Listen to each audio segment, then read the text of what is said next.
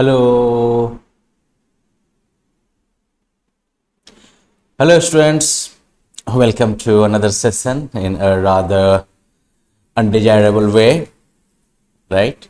Anyways, let us start with the first lesson in science where we will discuss crop production and management. तो यहाँ पर देखिए दो keyword आपको ध्यान में रखना है। तीन कीवर्ड एक्चुअली आपको ध्यान में रखना है। क्रॉप सबसे पहले, क्रॉप क्या होता है आखिरकार, फिर प्रोडक्शन का मतलब क्या हुआ, तो उत्पादन करना, और मैनेजमेंट, मैनेजमेंट का मतलब क्या होता है, कैसे जो डिफरेंट रिसोर्सेज इसके लिए जरूरी होंगे उन रिसोर्सेज को कैसे मैनेज किया जाएगा, कैसे उन्हें यूज किया जाएगा। तो in the process of like reading this chapter, learning from this chapter, we will learn about agriculture, different types of crops, फिर जो है बेसिक जो एग्रीकल्चर टेक्निक्स हैं उनके बारे में जानेंगे, मैन्योर्स एंड फर्टिलाइजर्स के बारे में जानेंगे, क्रॉप प्रोडक्शन को इम्प्रूव करने के मेथड्स के बारे में जानेंगे, नाइट्रोजन साइकिल को समझेंगे, और साथ ही साथ जो है कुछ ऐसे फूड आइटम्स के बारे में भी जानेंगे जो कि हम एनिमल्स से जो है प्राप्त करते हैं। ओके, अब देखिए हमारे यहाँ कहा जाता है कि हम लोग जो है एनर्जी किधर से प्राप्त करते हैं, तो well we obtain energy from the food we eat, right. ये लाइफ की बेसिक रिक्वायरमेंट है। साथ साथ हम ये भी देखते हैं कि ह्यूमन पॉपुलेशन जो है it is increasing quite rapidly, right. तो to provide food for the billions of people all over the world, भाई ये बहुत बड़ा चैलेंज है, नहीं। ये जो अरबों लोग हो गए हैं पूरी दुनिया में, इनके लिए खाने की व्यवस्था करना जो है ये एक बड़ा चैलेंज बनता जा रहा है, और इसलिए ये एसेंशियल है कि प्रोडक्शन और स्टोरेज जो है फूड का, उससे जुड़ी हुई टेक्निक्स को इंप्रूव किया जाए, right. It is essential to improve the techniques involve in producing and storing the food to meet the global food demand. Okay, तो हम जो है अब इस चैप्टर के दरमियान में जो है क्रॉप प्रोडक्शन के इंपॉर्टेंस को समझेंगे। यहाँ पर जो है let us look at the remember bit as well कि इंडिया जो है वो मेनली एग्रीकल्चर बेस्ड जमीन है, राइट। एग्रीकल्चर जो है वो काफी डाइवर्स है, और इसीलिए यहाँ पर लोगों के खाने और खिलाने का जो आदत है वो भी काफी जो है डाइवर्स होता है। तो इस तरह के डिमांड को पूरा करने के लिए हमें ना सिर्फ फूड प्रोडक्शन को बढ़ाने की जरूरत है, बल्कि हमें ये भी इस चीज की भी जरूरत है कि हम जो है जो प्रोडक्शन के तरीके हैं उनको मैनेज करें, साथ ही साथ जो है स्टोरेज और डिस्ट्रीब्यूशन जो फूड का है उस प्रोसेस को भी प्रॉपर्ली मैनेज करें। चलिए ये तो खैर अलग बात हो गई। अब पहले जो खेती का मेन मुद्दा है एग्रीकल्चर के बारे में, तो उस पर हम लोग फोकस करते हैं। अब सबसे पहली बात कि एग्रीकल्चर होता क्या है। तो जब हम प्लांट्स को उगाते हैं या फिर जानवरों को पालते हैं लार्ज स्केल पर अपने फूड, फाइबर या दूसरे यूजफुल पर्पसेस के लिए, तो उस प्रैक्टिस को जो है हम एग्रीकल्चर कहते हैं। Okay, so agriculture is the practice of growing plants and rearing animals on a large scale for food, fibre and other useful products. That's the definition of agriculture. Okay, अब जब एक same तरीके का plant जब same जगह पर large scale पर उगाया जाता है फूड, फॉडर, फाइबर या किसी दूसरे यूजफुल प्रोडक्ट की आशा में, तब उसे हम क्रॉप्स कहते हैं। डिफरेंस समझे कि नहीं कुछ। अब एग्रीकल्चर के अंदर जो है प्लांट उगाना और साथ साथ मवेशी पालना दोनों आ जाता है, समझ गए। लार्ज स्केल पर फूड, फाइबर या दूसरे यूजफुल प्रोडक्ट्स के लिए लार्ज स्केल पर प्लांट्स उगाना या फिर एनिमल्स पालना जो है वो एग्रीकल्चर कहलाता है। जब हम सेम तरीके के प्लांट को सेम जगह पर लार्ज स्केल पर उगाते हैं फूड के लिए, फॉडर के लिए, फाइबर के लिए या किसी दूसरे यूजफुल प्रोडक्ट के लिए, तो इस तरह की प्रैक्टिस को हम कहते हैं क्रॉप्स। ओके, और जमीन का बड़ा एरिया जहां पर की फसल या क्रॉप उगाई जाती है उस एरिया को हम कहते हैं खेत।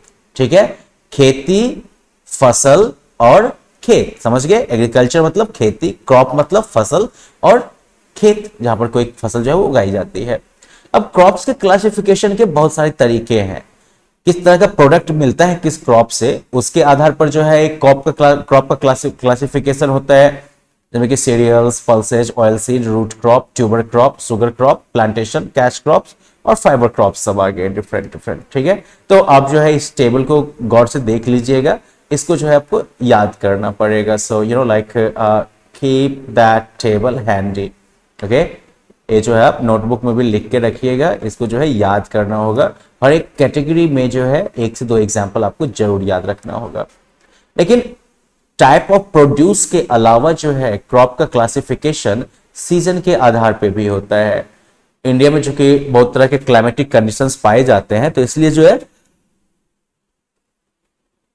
ग्रोइंग सीजन के आधार पर क्रॉप्स जो है वो दो टाइप के हैं यहां पर, खरीफ और रबी। खरीफ क्रॉप्स जो है these are crops that are grown during the monsoon season as they require more water for growth. तो खरीफ में जो खरीफ फसल जो है वो बेसिकली मॉनसून सीजन के दरमियान उगाए जाते हैं, क्योंकि उनको बढ़ने के लिए जो है ज्यादा पानी की जरूरत होती है। ओके, तो और मॉनसून सीजन में बारिश होती है ना ज्यादा, तो इसलिए पानी की जरूरत उनकी पूरी होती है। They are cultivated in the months of June July and harvested in September to October. उनकी वो जो है जून जुलाई के महीना में जो है उगाए जाते हैं, और हार्वेस्टिंग उनकी जो है वो सितंबर अक्टूबर तक हो जाती है। इसमें आपका धान, कॉटन, सोयाबीन, मेज या मक्का, फिर ग्राउंड नट, मूंगफली जो कहते हो, ये सब कुछ जो है खरीफ फसल के एग्जाम्पल हो गए, खरीफ क्रॉप के एग्जाम्पल हो गए। रबी क्रॉप्स जो है these crops are grown during winter season. ये क्रॉप्स जो है वो विंटर सीजन के दरमियान उगाए जाते हैं, अक्टूबर और अप्रैल के बीच में, क्योंकि इनको कम पानी की जरूरत होती है। जैसे आपको गेहूं हो गया, चना हो गया, बार्ली हो गया, मटर हो गया, लिनसीड हो गया, तीसी वगैरह, तो ये सब जो है कुछ एग्जाम्पल हैं आपके रबी फसल के, रबी क्रॉप्स के। Okay, then this was a classification based on what, season of agriculture practices. These are different examples. इसके अलावा जो है पर्पस के बेसिस पर भी जो है क्रॉप्स का क्लासिफिकेशन होता है।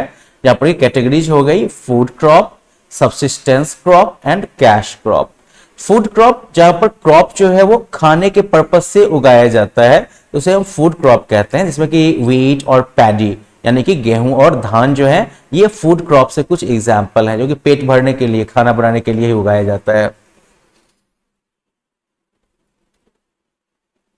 सब्सिस्टेंस क्रॉप जो है ये वो क्रॉप्स हो गए जो कि किसान जो है अपने परिवार की जरूरतों को पूरा करने के लिए उगाता है, ना कि मार्केटिंग यानी कि बेचने के पर्पस से। ठीक है, तो इसे हम क्या कहते हैं, सब्सिस्टेंस क्रॉप। कैश क्रॉप जो है वो मेनली जो है सेल और प्रॉफिट के पर्पस से ही उगाया जाता है, और इसके अंदर आपका जो है टी, कॉटन और कोकोनट वगैरह जो है वो इस कैटेगरी में आ जाते हैं। तो खैर चलिए, ये तो हो गए फसल के डिफरेंट टाइप्स वगैरह, क्लासिफिकेशन और क्रॉप्स। अब मेन जो मुद्दा आने वाला है वो आने वाला है हमारा एग्रीकल्चरल प्रैक्टिसेस के साथ। ओके, एग्रीकल्चरल प्रैक्टिसेस का मतलब क्या हुआ?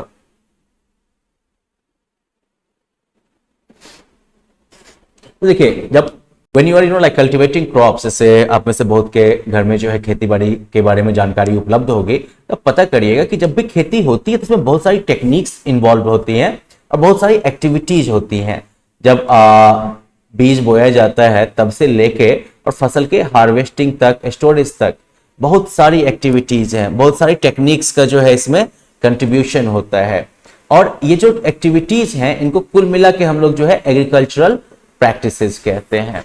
ठीक है, अब दुनिया भर में जो है फसल की अलग अलग किस्में बोई जाती होंगी, लेकिन जो बेसिक प्रैक्टिस है खेती की वो मोटा मोटी सब तरफ बराबर है।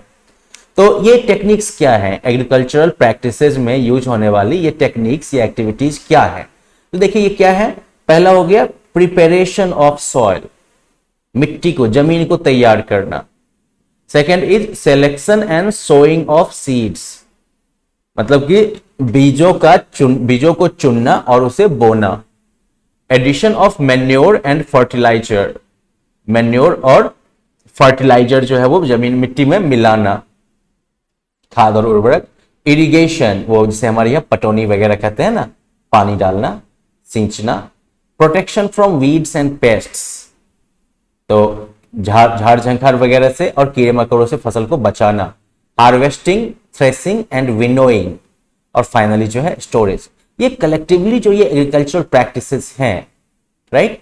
तो इनमें से हम जो है आज एकाध प्रैक्टिसेस को ध्यान से देखेंगे और उसके बाद जो है हम लोग ब्रेक ले सकते हैं। तो late us look eight preparation of soil. सबसे पहले प्रिपरेशन ऑफ सॉइल क्यों जरूरी है? तो अब एक चीज हमको पता है कि प्लांट्स जो हैं, plants grow and derive water and nutrients from the soil, right. ये तो सबको जानी हुई बात है कि प्लांट्स जो होते हैं वो बड़े होते हैं और अपना पानी और पोषक तत्व जो है वो मिट्टी से प्राप्त करते हैं। It is largely the soil on which growth of plants depend. तो मेनली जो है सॉइल जो है उसी पर प्लांट्स का ग्रोथ डिपेंड करता है। Therefore preparation of soil before cultivating any kind of crop is very important. इसलिए जो है जमीन को तैयार करना, किसी भी तरह की फसल को उगाने से पहले जमीन को तैयार करना जो है बहुत जरूरी है। और जमीन का या सॉइल का जो प्रिपरेशन है वो दो मेन टेक्निक से होता है, प्लॉइंग और लेवलिंग। प्लॉइंग का मतलब हो गया जोतना, और लेवलिंग का मतलब मिट्टी को जो है एक जैसा ढेले को फोड़ के जो है मिट्टी को एक लेवल पे लाना। अब हम प्लॉइंग के बारे में देख लेते हैं कि प्लॉइंग का क्या रोल है और लेवलिंग का। तो प्लॉइंग क्या है? तो प्लॉइंग जो है वो प्रोसेस है जिसके द्वारा जो है सॉइल को ढीला किया जाता है, उसे पलटा जाता है, ठीक है ना। और इसके लिए जो है एक टूल या इंप्लीमेंट यूज होता है, जैसे कि हम प्लॉ कहते हैं, हल जिसे कहते थे पहले के जमाने में। मान लीजिए कि बैल से या भैंस से जो है हल को खिंचवाया जाता था प्लॉ को, आजकल जो है ट्रैक्टर वगैरह से किया जाता है। ओके। और प्लॉ जो है, हल जो है आपका, वो जो है कह सकते हो कि लकड़ी का बना हो सकता है या फिर वो लोहे का बना हो सकता है। लकड़ी का बना हुआ हल जो है वो हजारों सालों तक खेती में यूज हुआ, लेकिन अब रिसेंटली जो है लोहे का बना हुआ जो है हल जो है वो यूज होता है। और जैसे कि मैंने आपको बताया था that ploughs are either pulled by cattle, mostly bullocks, और बाय ट्रैक्टर्स। ठीक है, प्लॉ जो है वो या तो मवेशियों के द्वारा खींचे जाएंगे या फिर ट्रैक्टर के द्वारा। Although the use of tractor is expensive, it saves a lot of time and labor for the farmers. यद्यपि ट्रैक्टर जो है वो महंगा होता है, लेकिन ये जो है ढेर सारा समय और मजदूरी बचा देता है किसानों के लिए। और प्लॉइंग जो है, खेत जोतने का जो है बहुत सारा एडवांटेज है। जैसे कि पहली बात ये कि ये जो है it allows the roots to penetrate deep into the soil. ये जो है जड़ों को जो है मिट्टी में ज्यादा नीचे जाने में हेल्प करता है। It provides aeration to the soil.